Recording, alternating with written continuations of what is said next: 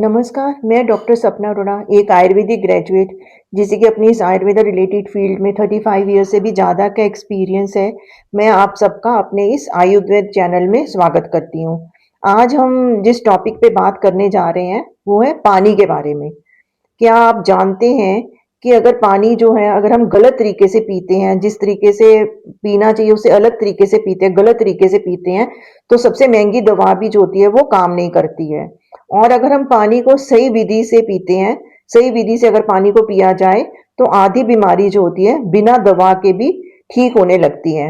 आज के वीडियो में मैं आप सबको बताऊंगी कि आयुर्वेद के 6 गोल्डन रूल्स ऑफ वाटर, कि हम 6 तरीके बताऊंगी कि किस तरीके से पानी पिया जाए तो हम व्याधि मुक्त रह सकते हैं। तो जो हर उम्र, हर प्रकृति के लिए जरूरी भी होता है। सबसे पहला जो पानी आता है वो है सुबह का पानी। रात भर हम जब सोते रहते हैं तो सोते वक्त हमारा शरीर जो होता है रिपेयर मोड में होता है, जो शरीर में रिपेयर चलती रहती है। इस दौरान जो होते हैं टॉक्सिन्स बनते हैं और पित्त और वात जो होता है वो एक्टिव रहता है। पेट पेट और लिवर जो होता है डिटॉक्स करता रहता है। तो इसलिए आयुर्वेद कहता है कि सुबह उठते ही पानी पीना जो होता है सिर्फ एक हैबिट ही नहीं है, बल्कि चिकित्सा भी है। कैसा पानी पीना चाहिए हमें सुबह उठकर? हमें गुनगुना पानी पीना चाहिए, ना बहुत गर्म हो और ना ही बहुत ठंडा पानी हो। फ्रिज का पानी तो हमें बिल्कुल भी नहीं पीना चाहिए सुबह उठते ही। कितनी मात्रा में पानी पीना चाहिए? हम 1 से 2 गिलास पानी पी सकते हैं, वो भी अपनी प्रकृति और अपनी कैपेसिटी को देखते हुए, अपनी उसके हिसाब से पीना है। छोटे छोटे घूंट पीने हैं पानी के, एकदम नहीं पी जाना। सुबह का गुनगुना पानी जो होता है उससे क्या लाभ मिलेगा? हमारी जठराग्नि जो है वो धीरे धीरे जागने लग जाएगी। आंतों में जो ड्राइनेस आ गई है वो कम होने लग जाएगी। टॉक्सिन्स जो आम बन गया शरीर में वो डिसॉल्व होने लग जाएगा। इसलिए जो पेट है बिना स्ट्रेन के साफ होने लग जाएगा। लिवर और किडनी को डिटॉक्स करेगा। तो आयुर्वेद में इसलिए कहा गया है कि उष्णम जलम अग्नि दीपनम आम पाचनम। मीन्स गर्म पानी जो होता है वो अग्नि को प्रदीप्त तो करता ही है, साथ में आम को भी पचाता है। इस समय जो होता है ठंडा पानी अगर हम पीते हैं तो वो हमारी अग्नि को मंद कर देगा। अग्नि जो होगी हमारी वो बुझ जाएगी, अग्नि और भी कमजोर पड़ जाएगी, कफ को जमा देगा, शरीर में कफ जमा होने लग जाएगा, गैस, ब्लोटिंग, हैवीनेस बढ़ जाएगी। जॉइंट में अगर स्टिफनेस है, साइनस की प्रॉब्लम है, तो वो ट्रिगर हो जाएगी। तो सुबह ठंडा पानी पीना जो होता है एक तरह का डाइजेशन के लिए शॉक का काम करता है। किन लोगों के लिए सुबह का पानी पीना और भी बहुत जरूरी है उसकी बात करते हैं।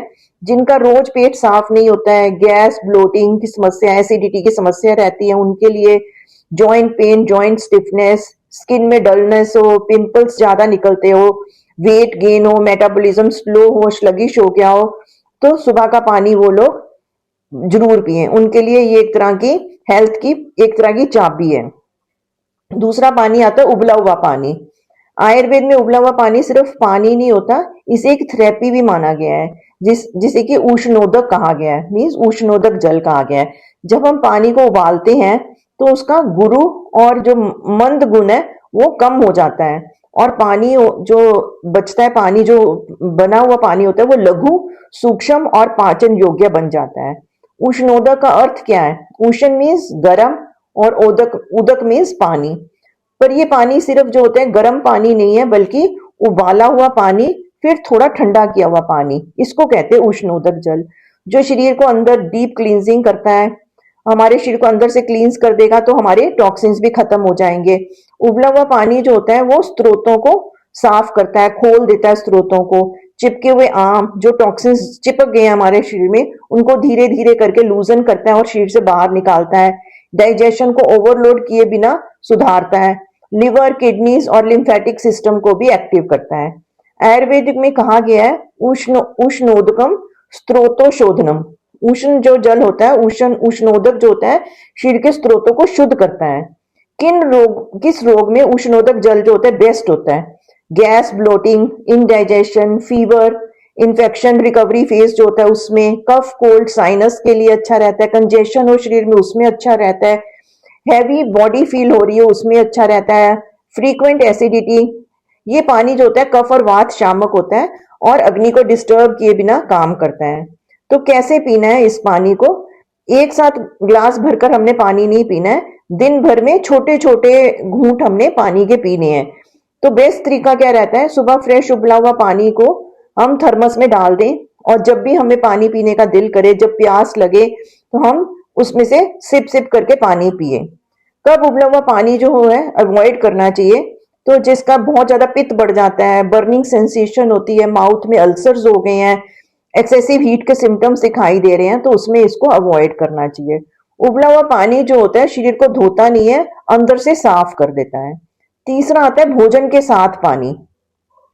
आयुर्वेद कहता है कि भोजन सिर्फ खाना नहीं होता है, ये एक यज्ञ होता है और अग्नि जो होती है उस यज्ञ की आग होती है।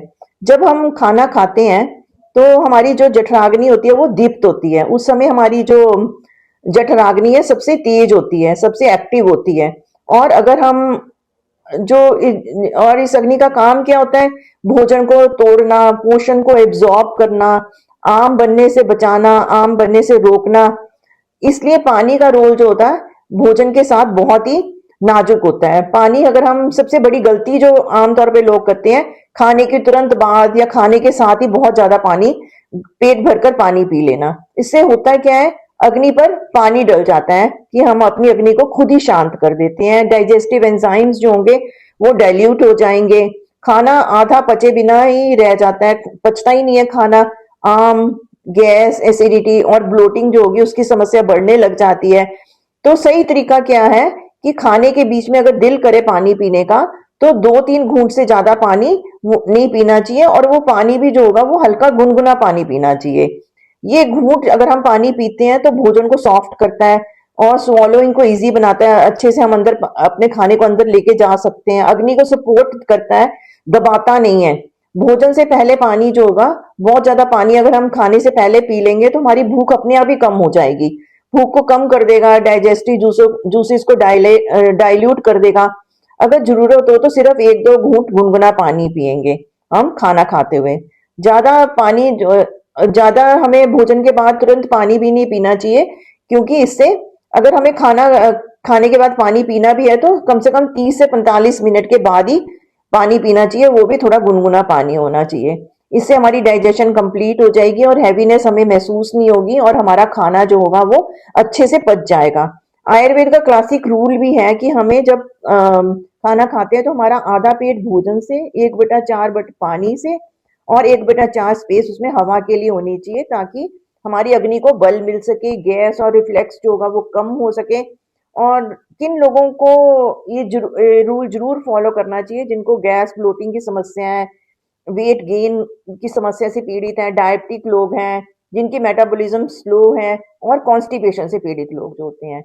आयुर्वेद के हिसाब से भोजन का स्वाद जुबान तक होता है, पर उसका असर जो होता है अग्नि तय करती है।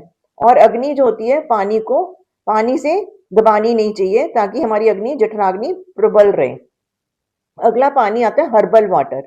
आयुर्वेद कहते हैं कि जब पानी में जड़ी बूटियां मिल जाती हैं तो पानी सिर्फ पानी नहीं रहता, वो औषधि बन जाता है। इस इसी ही आयुर्वेद में कहा गया है कि क्वाथ जल या औषधीय जल कहा गया है इसको। हर्बल वाटर का मतलब क्या है, पानी जो किसी एक या दो जड़ी बूटियों के गुण लेकर शरीर के अंदर जाता है, तो शरीर में उसके गुण से अनेक तरह की व्याधियों से हमें छुटकारा मिलता है। तो ये सीधा जो होता है अग्नि पर काम करता है, स्रोतों में जल्दी एब्जॉर्ब होता है, बिना किसी साइड इफेक्ट के दोषों को बैलेंस बनाता है। इसलिए हर्बल वाटर जो होता है अल्प मात्रा में भी प्रभावशाली चिकित्सा प्रोवाइड करता है, चिकित्सा देता है। हर्बल वाटर जो होता है अग्नि को रेगुलेट करता है, ना ज्यादा बढ़ाता है ना ज्यादा कम करता है, आम को पचाता है, दोषों को, इम्बैलेंस को रोकता है, धीरे धीरे उसको ठीक करने की कोशिश करता है कि वात पित्त कफ जो है शरीर में संतुलित मात्रा में रहे। गट, लिवर, हार्मोन एक्सिस पर भी काम करता है, उनको ठीक रखता है। इसलिए ये जो है डाइजेशन, इम्यूनिटी, हमारी रोग प्रतिरोधक क्षमता को बढ़ाता है, स्किन के लिए अच्छा है, जॉइंट्स, हार्मोन्स सब पर असर करता है। सबके लिए एक हर्बल वाटर अच्छा नहीं रहता, सबके लिए अलग अलग तरह का हर्बल वाटर ठीक रहता है। हर्बल वाटर हमेशा जो होता है अपनी प्रकृति, रोग, ऋतु को देख कर ही लेना चाहिए, उसके हिसाब से ही उसको चुनना चाहिए। कॉमन हर्बल वाटर जो होते हैं उनके बारे में बात करते हैं और वो किस काम आते हैं इसलिए बात करते हैं। सबसे पहले आता है जीरा वाला पानी जो होता है, वो अग्निदीपन, ब्लोटिंग, हैवीनेस को कम करता है, कफ वात शामक होता है, धनिया का पानी जो होता है वो पित्त शामक होता है, तो एसिडिटी, बर्निंग, यूरिनरी हीट जो होती है, स्किन में इन्फ्लेमेशन आ जाए उसमें मदद करता है। सौंफ का पानी जो होता है कूलिंग इफेक्ट देता है, गैस एसिडिटी में अच्छा रहता है, टेस्ट और डाइजेशन दोनों को इम्प्रूव करता है। ऐसे ही अजवाइन वाला पानी जो होता है वो अग्नि को स्टिमुलेंट करता है, गैस क्रैम्प्स जो होती हैं, गैस में और क्रैम्प्स में मदद करता है, वात वात के कोई डिसऑर्डर हो जाए उसमें अच्छा रहता है।